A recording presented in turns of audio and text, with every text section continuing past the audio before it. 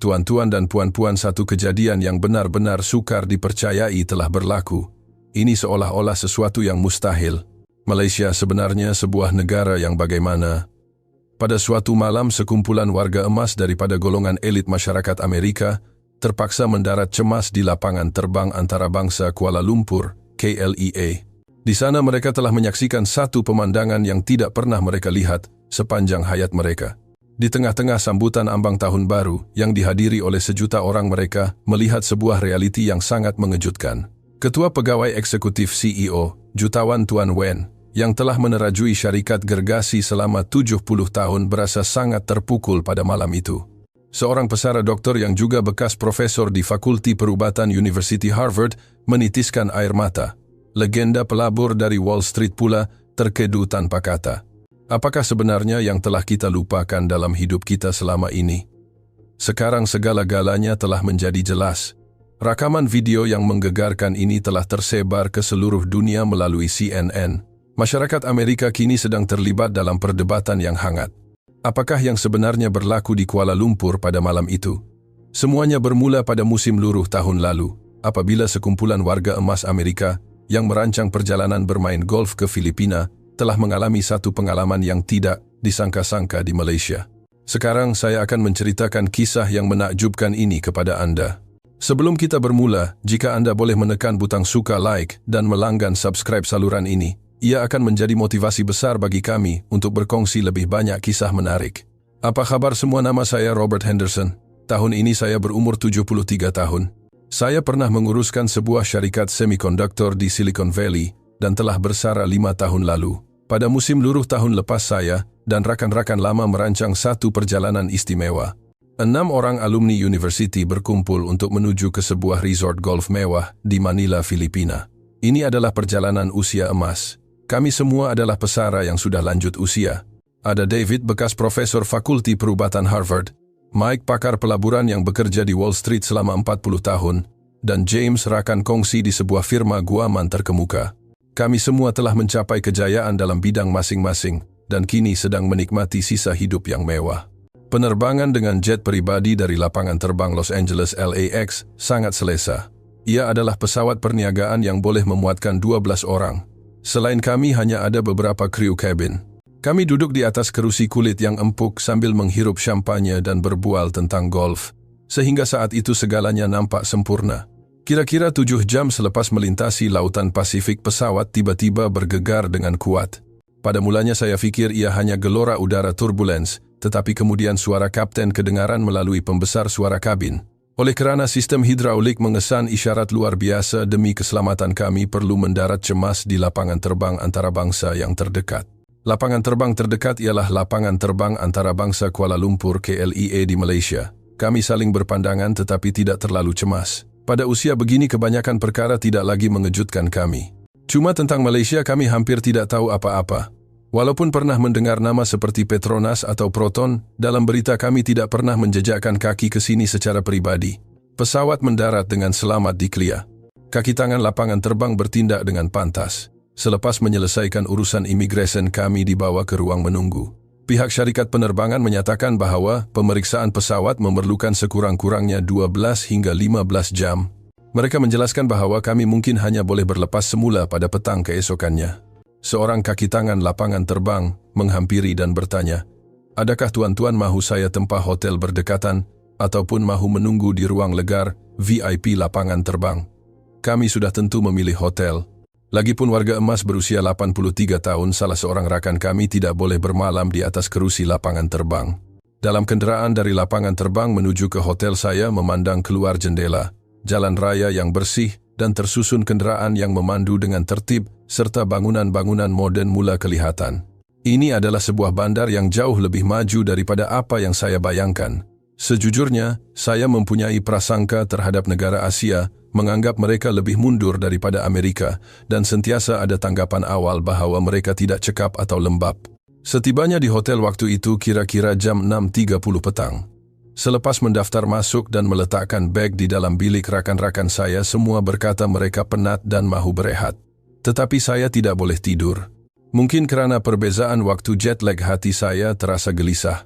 Saya kembali ke lobi dan bertanya kepada bahagian concierge.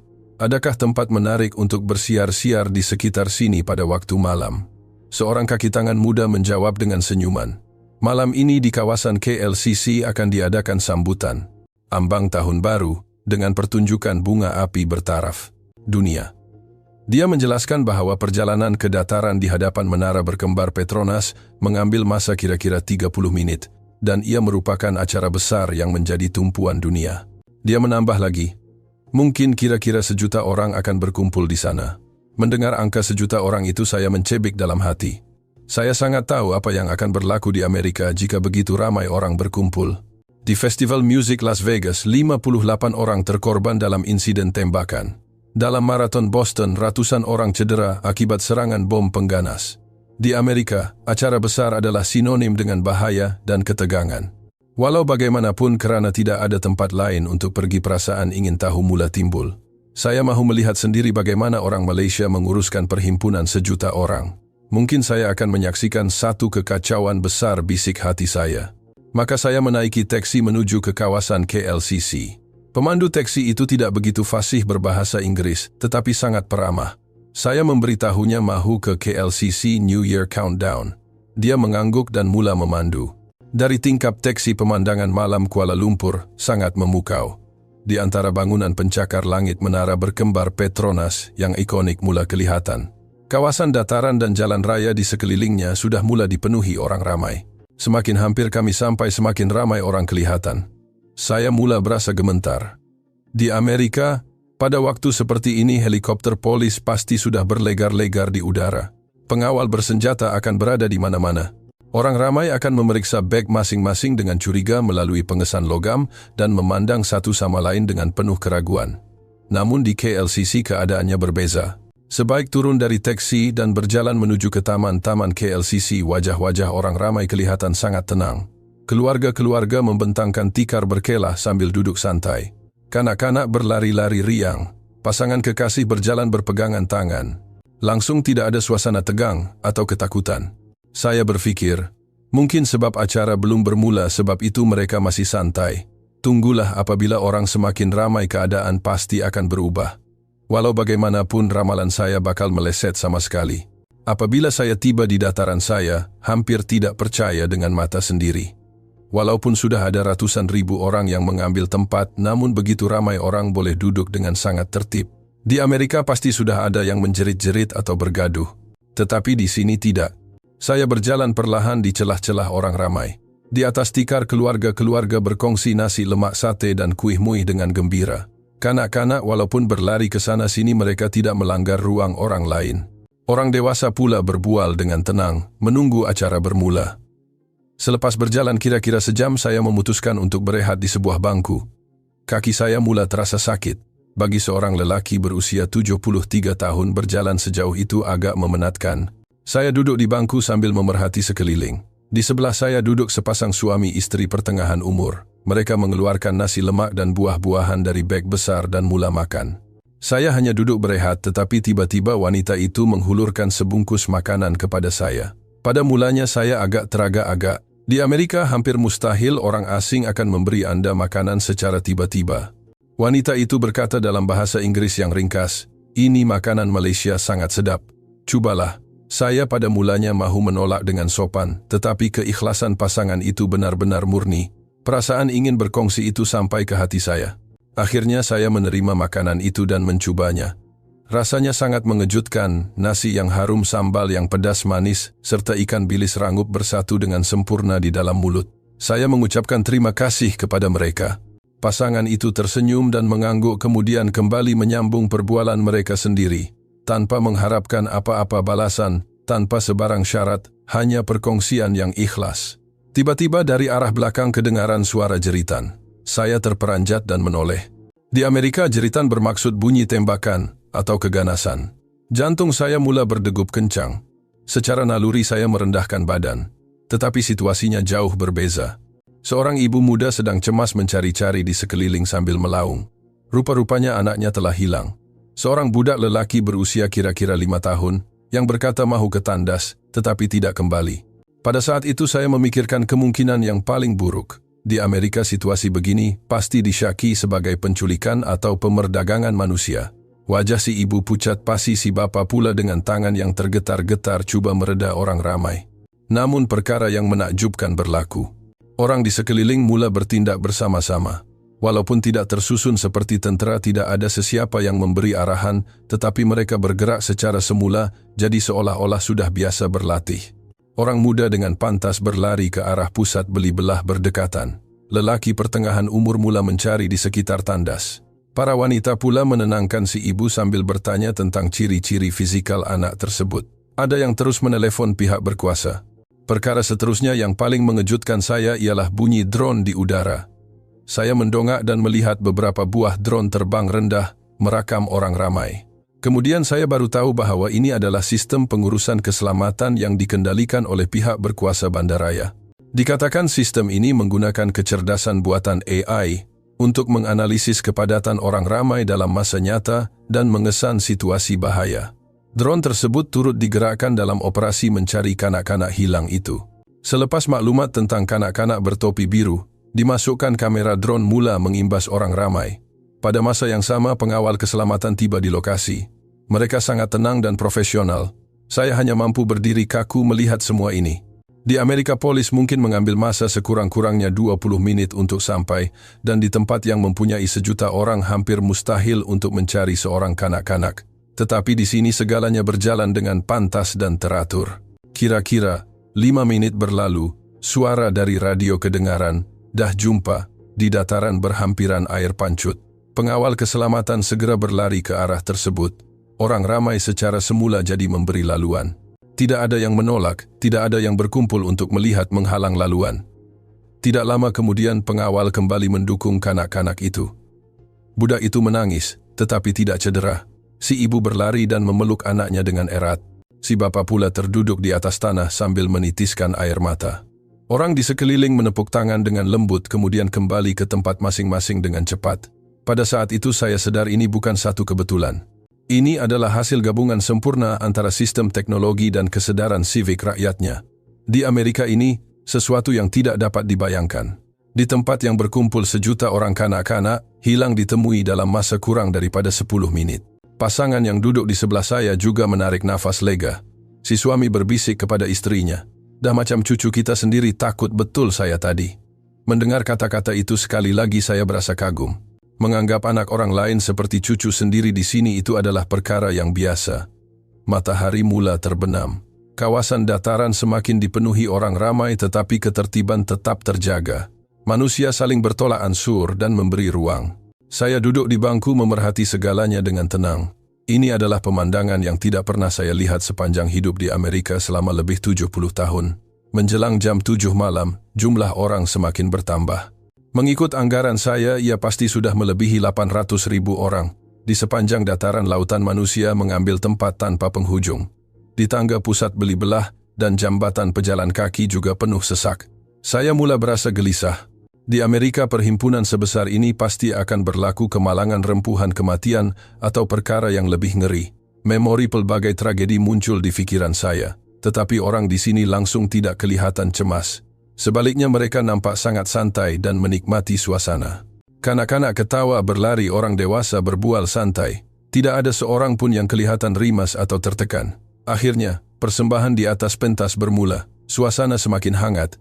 Apabila artis pertama muncul, orang ramai bersorak serentak. Saya juga tidak semena-mena turut merasai kehangatan itu. Cahaya lampu pentas yang berwarna-warni menghiasi langit malam bersatu dengan musik membina suasana yang sempurna. Sejujurnya konsert sebegitu pernah saya lihat di Amerika. Walaupun hebat, itu bukanlah segalanya. Apa yang benar-benar menyentuh hati saya bukanlah persembahan itu tetapi penontonnya. Sejuta orang memandang ke arah yang sama, berkongsi detik yang sama, merasai emosi yang sama. Tidak ada yang menolak, tidak ada yang meluru ke hadapan demi mahu melihat dengan lebih jelas. Persembahan demi persembahan berlangsung.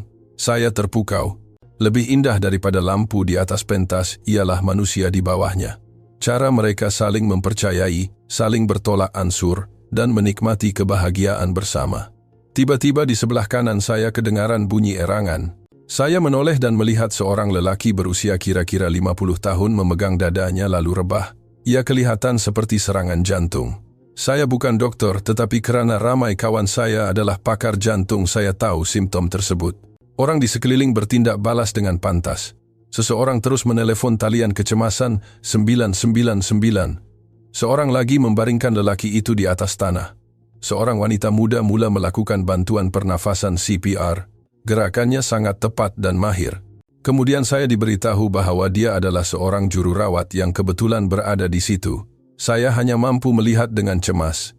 Di Amerika, ambulans mungkin mengambil masa sekurang-kurangnya 15 menit untuk sampai, tambahan pula di tempat sesak begini, untuk menghampiri pun sangat sukar. Tetapi di sini sekali lagi perkara mengejutkan berlaku. Kedengaran bunyi drone dari udara yang terbang pantas ke arah kami. Di bawah drone itu tergantung sebuah kotak kecil. Itu adalah AED, Automated External Defibrillator, alat kejutan jantung otomatis. Orang ramai segera mengambil kotak itu dan menyerahkannya kepada juru rawat tadi. Dia mengendalikan peranti itu dengan mahir dan melakukan kejutan elektrik. Badan lelaki itu tersentak. Sekali, dua kali, tiga kali. CPR dan AED digunakan berselang-seli. Orang di sekeliling menahan nafas melihatnya. Saya juga gemetar sehingga tapak tangan berpeluh. Berapa lama agaknya? Kira-kira 3 menit kemudian lelaki itu mula bernafas lemah. Nadinya kembali, ada orang di sekeliling menarik nafas lega. Ada yang bertepuk tangan perlahan. Tidak lama kemudian kaki tangan paramedik tiba. Apa yang mengejutkan ialah dari waktu panggilan dibuat sehingga sekarang hanya berlalu 5 menit. Orang ramai secara semula jadi memberi laluan. Paramedik segera mengangkat pesakit ke atas pengusung. Mereka sangat profesional dan tenang. Semasa pesakit dibawa keluar, orang ramai hanya memberi laluan dengan senyap. Tidak ada yang mengerumuni atau mengeluarkan telepon untuk merakam. Mereka hanya berdiri di sana berdoa agar nyawa lelaki itu selamat. Selepas ambulans beredar, orang ramai kembali menumpukan perhatian kepada pentas, seolah-olah tiada apa yang berlaku. Tetapi saya tidak dapat pulih daripada rasa terkejut itu. Dalam masa 5 menit, drone menghantar bantuan orang awam, melakukan kecemasan dan pasukan penyelamat sampai dengan pantas. Kawan saya, David, Profesor Harvard, telah mengkaji perubatan kecemasan selama 40 tahun. Jika dia melihat babak ini, apa yang akan dia katakan? Pasti dia menganggapnya sesuatu yang mustahil. Tindakan yang lebih pantas daripada wad kecemasan hospital terbaik di Amerika sedang berlaku di dataran awam Kuala Lumpur. Pada saat itu saya faham. Tempat ini bukan sahaja maju dari segi teknologi. Tahap kesedaran civic, sistem sosial, serta kepercayaan antara satu sama lain, semua ini berkembang bersama. Karena itulah keajaiban sebegini boleh berlaku. Acara diteruskan, tetapi saya tidak lagi memandang pentas. Saya mula memerhatikan orang di sekeliling, wajah mereka, tindakan mereka, suasana mereka. Kemudian saya mula membandingkannya dengan Amerika, tempat saya tinggal sepanjang hayat. Di Amerika, selepas acara besar tamat, berita pasti akan melaporkan kemalangan, tembakan, keganasan, rempuhan, kecurian. Pasti akan ada masalah. Jadi semasa orang Amerika menikmati acara mereka, juga sentiasa merasa gemetar dan berwaspada. Acara itu adalah keseronokan tetapi juga bahaya. Tetapi di sini berbeza. Orang ramai kelihatan tenang dari lubuk hati. Kanak-kanak boleh berlari dengan selamat. Warga emas bersiar-siar dengan santai. Orang muda bermain dengan bebas. Tidak ada ketakutan karena mereka saling mempercayai. Detik hitung mundur akhirnya tiba. Dengan sorakan ramai, bunga api di menara berkembar Petronas meletup tepat pada jam 12 malam. Apabila bunga api terakhir hilang dari udara, orang ramai bangun dan bersorak. Saya juga turut menepuk tangan, kerana ia adalah pemandangan yang sangat indah. Kemudian saya mula berasa gementar. Sekarang barulah masalah sebenar bermula. 1 juta orang yang mau keluar serentak. Bagaimana keadaannya? Di Amerika pasti berlaku huru-hara besar. Orang akan tolak-menolak, menjerit, dan mungkin ada kemalangan. Kanak-kanak mungkin terjatuh dan cedera. Saya berdiri dan memerhati sekeliling. Jika berlaku bahaya, saya mesti segera melarikan diri. Namun, ramalan saya sekali lagi meleset. Walaupun orang ramai bangun, mereka tidak terburu-buru. Sebaliknya, mereka bergerak dengan sangat tenang dan teratur. Kemudian perkara yang lebih menakjubkan berlaku. Orang ramai mula mengutip sampah. Pada mulanya saya hampir tidak percaya dengan mata sendiri. Ini adalah tempat 1 juta orang berkumpul. Sudah tentu saya menjangkakan sampah akan bertaburan di mana-mana. Tetapi orang ramai mengeluarkan beg plastik sendiri dan mula memasukkan sisa makanan mereka. Kotak makanan, tin, minuman, plastik, snack, semuanya dikutip dengan teliti. Bukan itu sahaja, mereka bukan sahaja mengutip sampah sendiri, malah turut mengutip sampah yang terjatuh di sekeliling mereka. Seorang warga emas membongkok mengutip puntung rokok. Seorang wanita muda mengejar tisu yang ditiup angin untuk dikutip. Yang paling menyentuh hati ialah kanak-kanak. Budak-budak berusia 7-8 tahun memegang plastik kecil dan gigih mengutip sampah. Ia nampak bukan seperti disuruh oleh ibu bapa, tetapi dilakukan secara sukarela. Ada seorang budak menjumpai tin kosong dan menunjukkannya kepada ibunya dengan bangga. Melihat babak ini mata saya terasa panas. Selama 73 tahun hidup saya tidak pernah melihat pemandangan sebegini. Di Amerika ini tidak dapat dibayangkan. Selepas sesuatu acara tamat pasti akan tertinggal gunung sampah. Pekerja pembersihan memerlukan masa berhari-hari untuk membersihkannya dan kosnya juga sangat besar. Tetapi di sini rakyat sendiri yang membersihkannya. Tidak ada paksaan, tidak ada denda. Ia hanya dilakukan sebagai sesuatu yang dianggap tanggung jawab semula jadi. Walaupun ada sukarelawan, mereka tidak menjerit-jerit mengarah. Mereka hanya membawa beg plastik besar berjalan-jalan menerima sampah yang dikumpul orang ramai sambil mengucapkan terima kasih dengan senyuman. Seorang pemuda yang kelihatan seperti pelajar universiti berjalan di depan saya dan bertanya, "Ada sampah ke tuan?" Saya terpinga-pinga menjawab, "Tak ada." Sebenarnya dalam poket saya ada sekeping kertas gula-gula, tetapi saya berasa terlalu malu untuk mengatakannya. Pemuda itu tersenyum dan berlalu pergi. Saya diam-diam mengeluarkan kertas itu dari poket dan membuangnya ke dalam tong sampah berdekatan. Kira-kira 30 menit kemudian kawasan tempat saya berdiri mula bersih. Tadi ada ribuan orang duduk di situ, sekarang tidak ada satu pun sampah yang kelihatan. Malah lantai dataran pun tidak rosak. Pasti orang ramai menggunakannya dengan sangat berhati-hati. Saya seolah tidak percaya, saya tunduk dan menyentuh lantai. Memang bersih. Langsung tiada cebisan tisu atau puntung rokok. Ini benar-benar tidak nampak seperti tempat yang baru sahaja didiami oleh sejuta orang selama beberapa jam. Saya berjalan perlahan mengelilingi dataran. Kemana sahaja saya pergi keadaannya sama. Orang ramai menyusun sampah, mengasingkannya dan berjalan dengan tertib menuju ke stesen LRT atau perhentian bus. Tidak ada yang berebut, tidak ada yang menolak. Seorang pelancong asing yang lalu di sebelah saya berbisik sendiri, "Tak masuk akal." Betul ke ni? Saya juga merasakan perkara yang sama. Adakah ini realiti? Adakah saya sedang bermimpi? Selama berpuluh tahun menguruskan perniagaan di Amerika, saya belajar banyak perkara. Produktiviti daya saing saya percaya ini adalah kunci kejayaan. Tetapi malam ini, di Kuala Lumpur, apa yang saya lihat bukan perkara itu. Ia adalah kepercayaan. Saling mempercayai. Percaya bahwa orang lain tidak akan mencederakan diri kita. Percaya bahwa kita hidup bersama-sama. Kepercayaan inilah yang menjadikan semua ini mustahil menjadi nyata.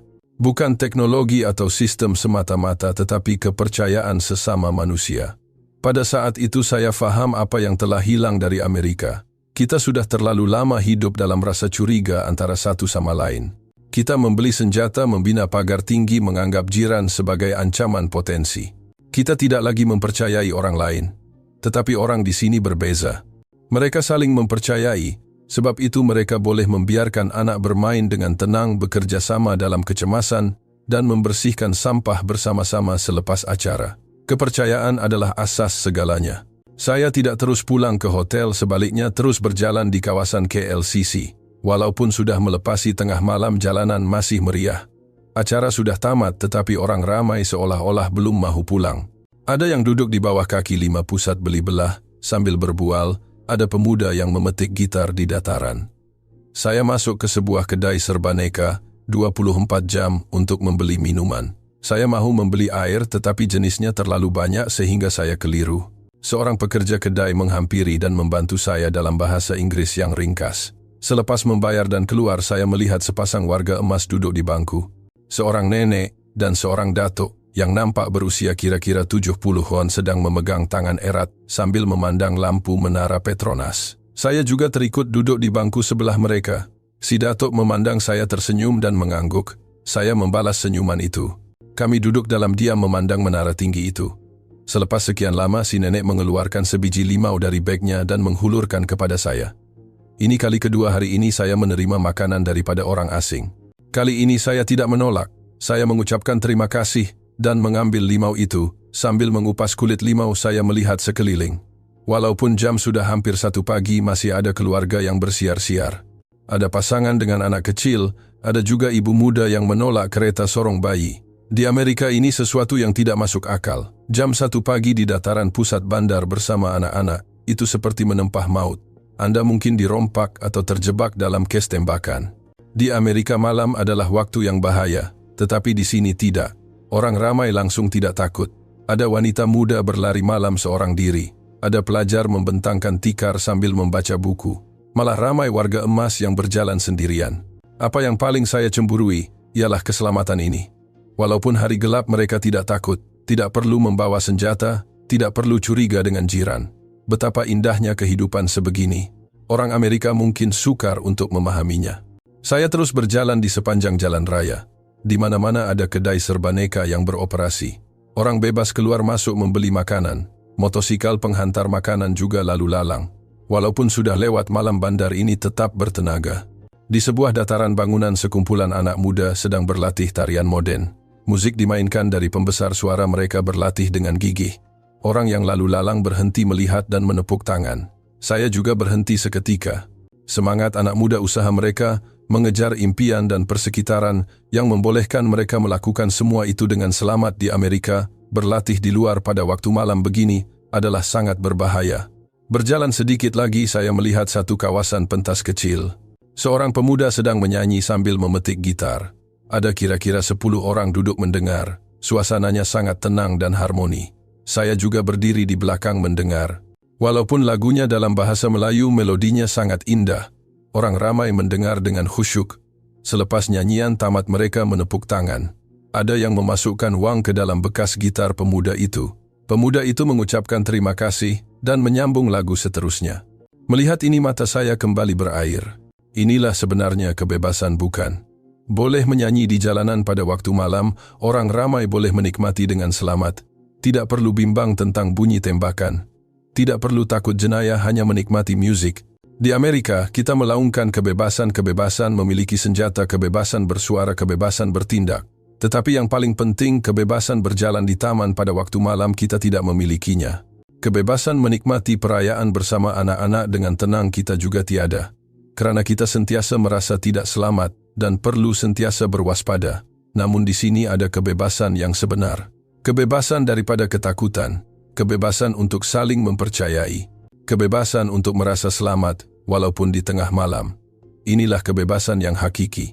Hampir jam 2 pagi saya memutuskan untuk pulang ke hotel. Saya menaiki taksi. Pemandu bertanya dengan ramah saya dari mana. Saya menjawab saya dari Amerika. Dia mengangguk dan bertanya, "Apa pendapat Tuan tentang Malaysia?" Saya berpikir sejenak dan menjawab, "Sangat mengejutkan. Keindahan yang sukar dipercayai." Pemandu itu tersenyum dan berkata, "Terima kasih Tuan." Dia memberitahu saya bahwa Malaysia dahulu juga pernah susah, tetapi semua orang bekerja keras bersama-sama sehingga sampai ke tahap ini. Setibanya di hotel, saya berbaring di atas katil tetapi tidak dapat tidur. Bayangan yang saya lihat hari ini terus muncul di pikiran. Bayangan mencari kanak-kanak hilang, menyelamatkan pesakit jantung, mengutip sampah dan keamanan jalanan pada waktu malam. Saya memandang siling dan berpikir, apakah sebenarnya yang saya lihat hari ini? Adakah ia sekadar satu sambutan yang teratur atau lebih daripada itu? Itu adalah tahap kematangan sesebuah masyarakat. Ia adalah tahap kesedaran sivik, kepercayaan sesama manusia, serta keselamatan dan kebebasan yang dihasilkan daripadanya. Amerika adalah negara terkaya di dunia, memiliki tentera terkuat, teknologi tercanggih. Tetapi orang Amerika takut pada perhimpunan besar, takut berjalan malam, tidak mempercayai jiran. Di sini pula, walaupun saiz ekonomi lebih kecil, kekuatan tentera mungkin lebih lemah, tetapi rakyatnya menikmati perayaan, boleh berjalan bebas pada waktu malam, dan saling mempercayai. Pihak mana yang lebih bahagia malam itu? Saya menyadari banyak perkara. Negara maju yang sebenar bukanlah ditentukan oleh kekuatan ekonomi atau ketenteraan. Negara yang rakyatnya boleh saling mempercayai dan hidup dengan selamat, itulah negara maju yang sebenar. Keesokan paginya saya berjumpa rakan-rakan di restoran sarapan hotel. Mereka kelihatan segar selepas berehat semalam. Saya mula menceritakan apa yang saya lihat di KLCC. Pada mulanya mereka tidak berapa berminat. David menghirup kopi dan menganggap ia hanyalah sebuah acara yang disusun dengan baik. Mike pula menganggap orang Asia memang secara semula jadinya lebih mengikut peraturan. Tetapi saya tidak berputus asa. Saya menceritakan secara terperinci kisah kanak-kanak hilang yang ditemui dalam 10 menit, kisah bantuan pernafasan dengan bantuan drone, serta kisah sejuta orang membersihkan sampah secara sukarela. Akhirnya wajah mereka mula berubah menjadi serius. David yang mengajar perubatan kecemasan selama berpuluh tahun di Harvard berfikir sejenak dan mengakui bahwa di hospital terbaik di Amerika pun sukar untuk bertindak sepantas itu, apatah lagi di kawasan terbuka. Suaranya kedengaran penuh kekaguman. James pula sebagai peguam membangkitkan isu realistik. Bagaimana dengan tanggung jawab undang-undang? Kalau orang awam buat CPR dan berlaku masalah macam mana? Saya menjawab, saya tidak tahu, tetapi apa yang pasti orang ramai tidak teragak-agak untuk menghulurkan bantuan. Mike, pakar pelaburan Wall Street, berkata, sepanjang hayatnya dia belajar bahwa kepercayaan adalah sesuatu yang tidak boleh dibeli dengan uang. Orang yang saya lihat di Kuala Lumpur memiliki kepercayaan itu. Dia memandang keluar jendela dan termenung panjang. Saya mencadangkan kepada rakan-rakan sementara menunggu pesawat berlepas, mari kita ke kawasan KLCC sekejap. Lihatlah sendiri, barulah kamu akan percaya. Mereka saling berpandangan dan mengangguk setuju. Kira-kira jam 10 pagi kami menuju semula ke KLCC. Walaupun pagi hari bekerja masih ada orang yang berjoging menunggang basikal dan warga emas yang berjalan santai. Segalanya nampak sangat aman. Kami berjalan di tempat berlangsungnya sambutan semalam. David menunjukkan wajah terkejut, betul-betul bersih. Tak sangka semalam ada 1 juta orang di sini. Di dataran itu tiada satu pun sampah puntung rokok pun tidak kelihatan. Semasa kami berehat di bangku, seorang lelaki pertengahan umur yang sedang berjoging menghampiri dan menghulurkan botol air mineral kepada kami. Mungkin dia nampak kami pelancong asing yang dahaga. Kami agak teragak-agak, tetapi menerimanya dengan penuh syukur. Mendapat air daripada orang asing di Amerika adalah sesuatu yang tidak terbayang. James berbisik perlahan. Di New York ini takkan berlaku. Kita akan syak botol air itu ada racun atau sesuatu. Kami semua tersenyum pahit kerana itulah realiti Amerika sekarang. Kami berjalan lagi dan melihat sebuah taman permainan kecil. Kanak-kanak berlari riang manakala ibu-ibu berbual santai di bangku. Ini menunjukkan betapa selamatnya tempat ini sehingga mereka tidak perlu memerhati anak setiap saat. Mike mengeluh, katanya cucunya, jika ke taman mesti ditemani orang dewasa, tidak boleh dibiarkan sendirian kerana kes penculikan dan tembakan terlalu banyak. Suaranya penuh kesedihan. Kami masuk ke kedai serbaneka membeli makanan ringan. Juruang kedai tersenyum mesra memberi salam. Walaupun bahasa Inggrisnya tidak lancar, dia berusaha membantu kami. David memuji, semangat khidmat pelanggan mereka sangat bagus. Senyuman itu jujur, bukan senyuman paksaan. Saya juga merasakan perkara yang sama. Orang di sini walaupun bekerja mereka kelihatan bahagia. Kami duduk di kafe terbuka, pusat beli belah, sambil menghirup kopi dan berbual lama tentang apa yang kami rasa semalam dan hari ini, serta perbezaannya dengan Amerika. Perbualan kami secara semula jadi beralih kepada apa yang telah kita lupakan. James berkata Amerika melaungkan kebebasan, tapi hakikatnya kita tidak bebas. Kita ada kebebasan memiliki senjata, tapi kita tidak ada kebebasan untuk hidup tanpa takut pada senjata. Sungguh ironik. Tidak ada yang membantah kerana semua merasai perkara yang sama. Mike pula berkata, dia seumur hidup mencari wang sehingga menjadi jutawan, tetapi tidak pernah betul-betul bersiar-siar di taman dengan tenang kerana takut dirompak atau ditembak. Dia mula meragui adakah itu sebuah kehidupan yang berjaya. Mata beliau menunjukkan penyesalan. David dari sudut perubatan menjelaskan bahawa tekanan adalah punca utama penyakit. Rakyat Amerika sekarang sentiasa hidup dalam tekanan, tidak selamat, takut, curiga. Ini semua membuatkan kita sakit. Tetapi rakyat Malaysia di sini nampak tenang. Saya menceritakan semula kisah pasangan warga emas jam 1 pagi tadi yang memegang tangan melihat menara Petronas tanpa rasa takut. Kami semua terdiam seketika, masing-masing tenggelam dalam fikiran sendiri. Selama 73 tahun kami mencapai banyak perkara, wang, nama, kedudukan, tetapi kami rasa seolah-olah telah kehilangan perkara yang paling penting. Waktu makan tengah hari tiba, kami masuk ke sebuah restoran masakan tempatan. Melihat menu, kami tidak tahu mau memesan apa.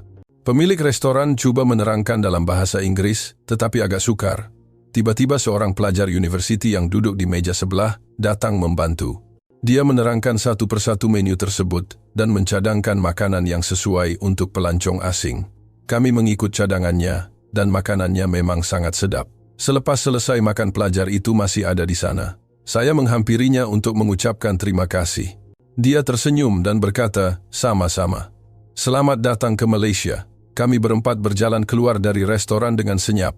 Masing-masing pasti sedang memikirkan banyak perkara.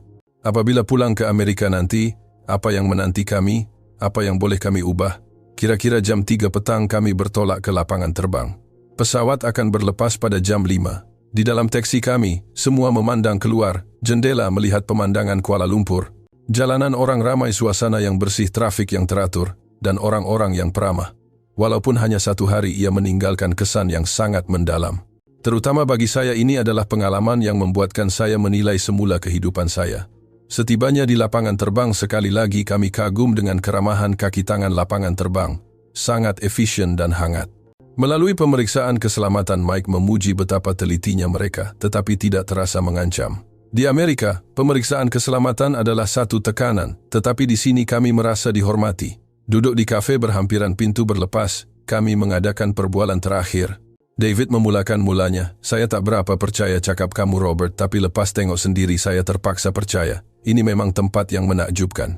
James sebagai peguam berkata perkara yang paling mengejutkan ialah kesedaran sivik mereka. Mereka nampak seperti mengikut peraturan, bukan kerana undang-undang semata-mata, tetapi kerana mereka rasa itu adalah perkara yang betul. Inilah kedaulatan undang-undang yang sebenar. Mike dengan wajah serius membangkitkan persoalan. Bolehkah kita tinggalkan dunia sebegini untuk cucu-cucu kita? Dunia tanpa senjata, dunia yang boleh saling mempercayai. Adakah Amerika sudah pergi terlalu jauh? Suaranya kedengaran tidak berdaya. Saya menjawab perlahan, belum terlambat. Saya dengar Malaysia dulu pun susah, tapi mereka usaha bersama-sama sehingga jadi macam sekarang. Kita pun boleh buat, walaupun mungkin tidak mudah. Pengumuman masuk ke pesawat kedengaran. Kami berdiri dan menuju ke pintu berlepas. Sebelum masuk, saya memandang buat kali terakhir keluar lapangan terbang. Dari jauh, kelihatan bangunan-bangunan pencakar langit Kuala Lumpur. Walaupun hanya sehari, ia adalah pengalaman paling hebat dalam hidup saya. Selama 73 tahun saya melihat banyak perkara, tetapi tiada yang lebih mengejutkan daripada apa yang saya saksikan semalam. Saya belajar bagaimana sesebuah masyarakat boleh menjadi matang dan bagaimana manusia boleh hidup bersama dengan harmoni. Pesawat berlepas. Pemandangan Kuala Lumpur semakin mengecil.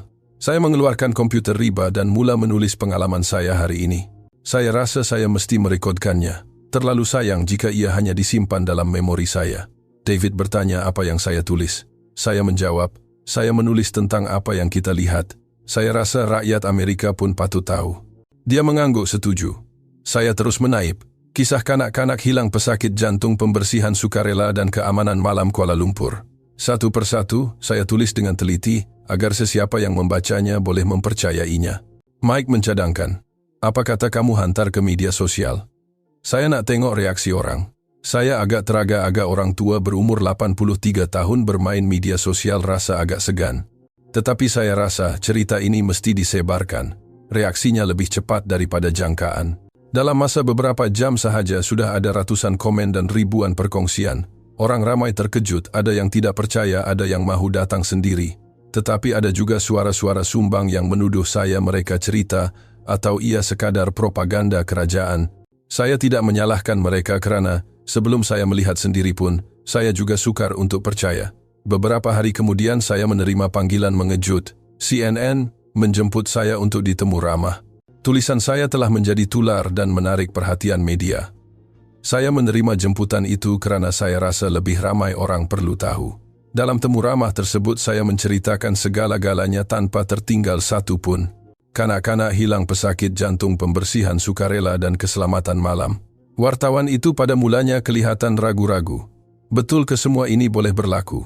Saya menjawab, saya melihatnya dengan mata sendiri dan 4 orang rakan saya juga adalah saksi. Selepas temu ramah itu disiarkan, impaknya sangat luar biasa. Seluruh Amerika mula berdebat. Golongan konservatif bercakap tentang perbezaan budaya, golongan liberal pula mengaitkannya dengan kawalan senjata. Tetapi suara paling besar datang daripada rakyat biasa. Mereka mula bertanya, kenapa kita tak boleh buat macam tu? Kenapa kita kena takut pada perhimpunan besar? Kenapa kita tak boleh percaya jiran sendiri? Apa yang Amerika dah lupakan?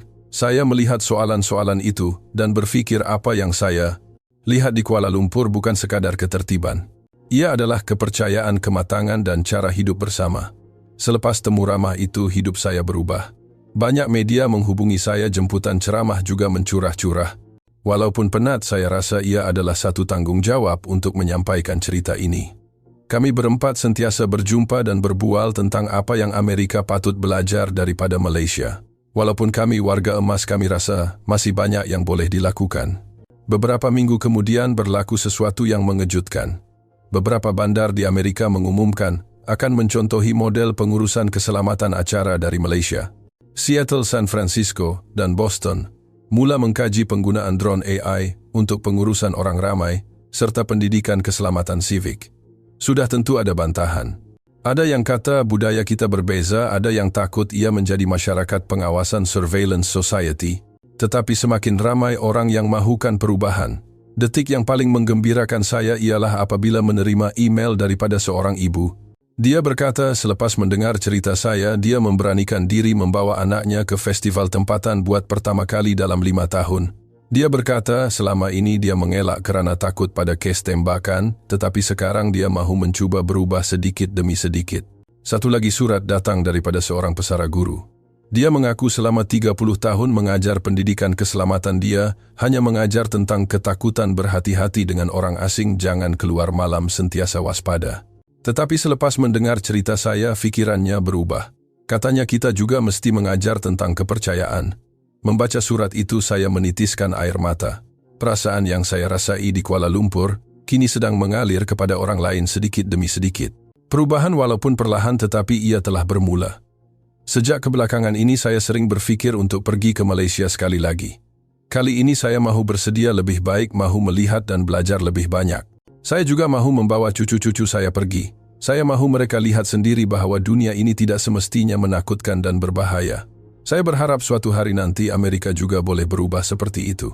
Bermimpi bahawa suatu hari nanti acara besar bukan lagi ketakutan tetapi kegembiraan. Malam bukan lagi bahaya tetapi kebebasan. Jiran bukan lagi ancaman tetapi kawan. Kisah hari ini sampai di sini sahaja. Kisah ambang tahun baru di Kuala Lumpur yang membuatkan jutawan Tuan Wen menitiskan air mata. Apa pendapat Anda? Sila tinggalkan komen sokongan untuk Tuan Wen. Di atas adalah kisah yang dibawakan oleh Kisah Inspirasi untuk Anda. Jika Anda suka kisah ini, sila tekan suka dan langgan saluran kami. Terima kasih kerana menonton.